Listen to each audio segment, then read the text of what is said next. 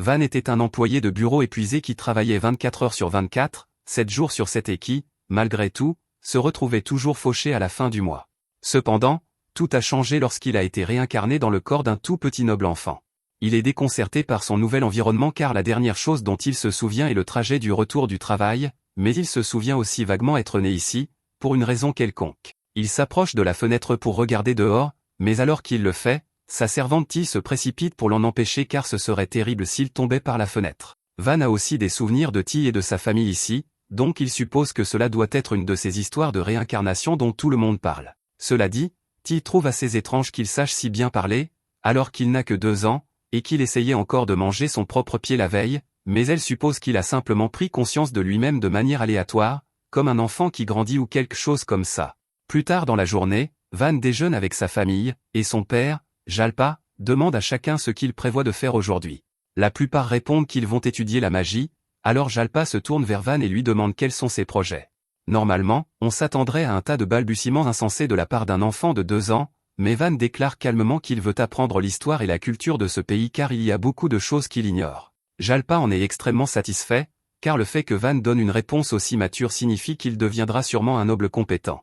Il dit qu'il a hâte que Van passe son évaluation magique à 8 ans, car il héritera certainement de l'affinité familiale pour le feu, mais entendre leur père complimenter Van autant rend ses frères un peu jaloux de lui. Dans ce monde, il existe plusieurs types de magie différents, et les nobles valorisent par-dessus tout la magie offensive car ils l'utilisent pour protéger leur peuple. Mais il est encore trop tôt pour que Van commence à apprendre la magie, donc l'intendant majordome s'approche de lui cet après-midi avec une tonne de livres et informe Van qu'il sera désormais responsable de ses études académiques. On pourrait penser qu'étudier serait facile pour Van puisqu'il a la connaissance de sa vie antérieure, mais à part les mathématiques, apprendre la langue de ce monde ainsi que toute son histoire était vraiment difficile, mais le bon côté des choses, c'est que le calcul intégral n'existe pas ici, donc il a été épargné de ce traumatisme. 2 ans passent, et Van commence un entraînement de base à l'épée avec T, mais ses petites jambes rendent les déplacements vraiment difficiles, donc T ne cesse de l'embêter pour s'amuser.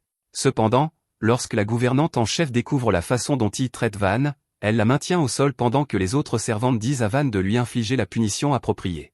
Van ne pense pas qu'une punition soit nécessaire, car même si elle a pu être agaçante, un peu de taquinerie ne le dérange pas.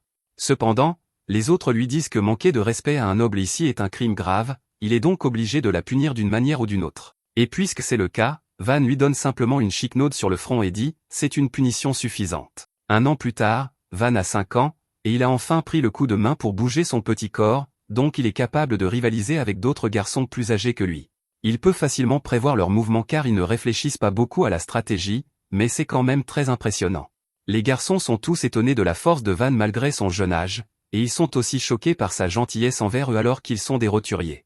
Après avoir fini son entraînement de la journée, Van décide de faire une petite pause sous un arbre voisin, mais quelques instants plus tard, le capitaine de la garde nocturne vient discuter avec lui.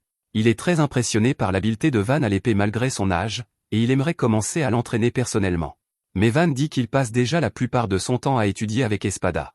Dit que ce ne sera pas un problème car il suffit de changer son emploi du temps pour qu'il puisse passer plus de temps à s'entraîner, mais même si Van n'aime peut-être pas toutes ses études supplémentaires, il a le sentiment que s'entraîner à l'épée toute la journée serait bien pire, donc il dit qu'il veut s'en tenir à son emploi du temps actuel. Si c'est la décision de Van, alors Dee n'a pas l'intention de forcer les choses, mais il insiste toujours pour instruire personnellement Van chaque fois qu'il n'étudie pas avec Espada. Van ne peut pas se sortir de celle-là, alors il demande à Dee d'y aller doucement avec lui, ce à quoi Dee accepte. Mais quand ils commencent vraiment à s'entraîner ensemble, Dee attaque directement avec une intensité maximale et sans aucune pitié. Cela continue ainsi toute la journée, et Van commence à se demander comment un monstre comme Dee peut même exister, car son idée de se reposer est de faire littéralement des squats aériens pendant sa pause. L'entraînement a été dur, mais Van doit admettre que c'était aussi amusant. Cependant, après 1 an à suivre cette routine brutale d'études et d'entraînement, Van est au bord de la dépression nerveuse. Il aimerait pouvoir sortir et jouer comme un enfant normal, alors T lui dit qu'il est autorisé à prendre un jour de congé s'il le souhaite, une chose à laquelle Van n'avait même pas pensé jusqu'à présent. Si c'est le cas, il dit qu'il aimerait faire un tour au marché puisqu'il n'y est jamais allé auparavant, et à son arrivée, il est émerveillé par le nombre de personnes présentes. T l'informe que c'est le plus grand marché du royaume, et derrière eux se trouve la chambre de commerce mairie, la plus grande entreprise du royaume. C'est alors que Van remarque un homme traînant un garçon derrière lui, et il demande ce qui se passe. L'homme dit à Van de ne pas se mêler de ce qui ne le regarde pas, Mais il remarque alors tous les gardes autour de lui et réalise qu'être impoli ici serait risqué. Il explique qu'il est là pour vendre son fils comme esclave, et Van est surpris que tout le monde agisse comme si c'était normal. Mais T informe que c'est assez courant pour les familles pauvres de vendre leurs enfants contre de l'argent. Juste à ce moment-là, une des employées de la chambre de commerce sort pour voir ce que tout ce remue-ménage signifie, et elle reconnaît immédiatement Van comme le 4e fils du marquis. Elle lui dit qu'elle a hâte de le servir aujourd'hui, donc il peut demander tout ce dont il a besoin. Et dans ce cas, Van lui demande d'estimer le prix que coûterait l'enfant de cet homme. À première vue, l'enfant n'a pas l'air très spécial, alors Rosalie demande à l'homme quelle est l'affinité magique de son enfant. L'homme explique que son fils a une magie de voleur, mais la magie de voleur n'a pas vraiment de valeur, alors Rosalie lui dit que la meilleure offre qu'il pourra obtenir serait inférieure à 3 pièces d'argent. L'homme est furieux que son fils ne vaille pas autant d'argent qu'il le pensait, alors il fait passer sa colère sur le garçon et commence à le piétiner au sol. Rosalie lui dit qu'il ne devrait vraiment pas traiter son fils comme ça, mais l'homme lui dit de ne pas se mêler de ceux qui ne la regardent pas. Puisqu'elle n'est pas prête à payer plus de 3 pièces d'argent, il va se rendre au manoir de Didi pour voir s'il peut y vendre son fils. Mais avant que l'homme ne parte, Van prend la parole et propose d'acheter le garçon pour 5 pièces d'argent. L'homme sait qu'il ne pourra probablement pas obtenir une meilleure offre que celle-ci, alors il décide de prendre l'argent et de s'en aller. Van s'approche alors du garçon et le libère de ses liens avant de lui demander comment il s'appelle. Le garçon dit qu'il s'appelle Kamsin en se remettant debout, alors Van lui dit qu'à partir de maintenant, il est libre de faire ce qu'il veut. T et les autres sont surpris d'entendre cela car ils pensaient que Van allait faire de Kamsin son esclave, mais Van ne soutient pas l'esclavage, donc il ne voudrait pas devenir un propriétaire d'esclaves. Cela dit, puisque Kamsin n'a ni argent ni maison où retourner, Van propose de le ramener avec lui au manoir. Cependant, il ne pense pas que le père de Van acceptera de laisser un garçon étranger venir à la maison en tant qu'invité, donc il va devoir devenir l'esclave de Van. Van n'est pas ravi à l'idée de devenir le maître de Kamsin, mais puisque Kamsin semble être d'accord avec cet arrangement, Van accepte de former un contrat de maître à esclave. Rosalie propose d'aider Van et Kamsin à établir le contrat, alors elle prend leurs deux mains et commence à lancer un sort. Lorsqu'elle a terminé, un sceau s'est formé sur la main de Kamsin, et elle explique que c'est la preuve que le contrat a réussi. Normalement, elle facturerait des frais de service pour cela, mais comme c'est la première fois de Van sur le marché, elle ne va pas le faire payer. Quelques semaines plus tard, Van est de retour à la maison et Kamsin s'est habitué à son rôle d'assistant personnel de Van, mais aujourd'hui, il apporte de mauvaises nouvelles. Il dit que Dee cherche Van pour qu'il puisse faire un entraînement supplémentaire aujourd'hui, mais Van a terriblement peur de ce type, alors il soudoie Kamsin avec un cookie et lui demande de le couvrir. Kamsin est prêt à tout pour Van, alors quand Dee vient le chercher, il ment et dit que Van n'est pas là.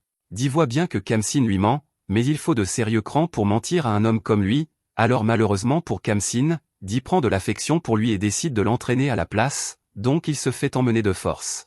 Une autre année passe, et Van va bientôt avoir 8 ans, donc tout le monde en ville se demande quel genre de magie il obtiendra une fois évalué.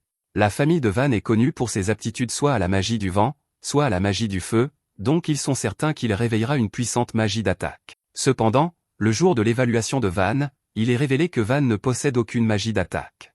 Au lieu de cela, il possède une magie de production, et son père en est furieux car la magie de production est considérée comme la pire de tous les types de magie, elle nécessite de rassembler tous les matériaux au préalable, et il faut encore avoir une image claire du processus de production, donc il faut un travail énorme juste pour fabriquer quelque chose comme une épée. Jalpa pense que Van est désormais une honte pour la famille, alors il brandit son épée pour le tuer sur le champ. Mais à la dernière seconde, Mercia, le seul des frères de Van qui l'apprécie vraiment, se place devant lui et dit à leur père d'attendre. Il rappelle à Jalpa ce village reculé dont il ne s'occupe pas beaucoup, il est à la limite de leur territoire, et il n'y a qu'environ 100 personnes qui y vivent sans spécialité particulière, donc il a très peu de valeur pour leur territoire. Mais puisque la terre est si reculée, ils ne sont pas non plus très loyaux envers leur famille, alors il suggère qu'envoyer Van là-bas comme représentant aiderait à les intégrer au reste du territoire. C'est aussi une bien meilleure alternative que de simplement le tuer, et Jalpa est d'accord, alors il dit à Van de faire ses bagages, et dès qu'il sera prêt, il ferait mieux de quitter ce manoir, sinon, il le regrettera. Une fois que Jalpa et les autres sont partis, Mercia se tourne vers Van et s'excuse de ne pas pouvoir faire plus pour lui, mais compte tenu des vues de leur père sur la magie, c'était le meilleur résultat possible. Van remercie Mercia de veiller sur lui, et Mercia promet de l'aider de toutes les manières possibles. Le lendemain matin, Van commence à faire ses bagages pour partir, et T ne peut pas croire que le marquis exile son fils dans un village reculé simplement à cause du type de magie qu'il possède. Mais Van lui dit qu'en fait, il a hâte d'y être, en tant que seigneur d'un village reculé, il n'y aura probablement pas grand-chose à faire pour lui, donc il pourra peut-être enfin profiter d'une vie agréable et tranquille. Son père lui a interdit d'emmener l'un des chevaliers avec lui, mais grâce à Mercia, il a pu embaucher environ 10 aventuriers pour aider à transporter toutes ses affaires. Juste à ce moment-là, Ti arrive en courant et dit à Van qu'elle veut l'accompagner.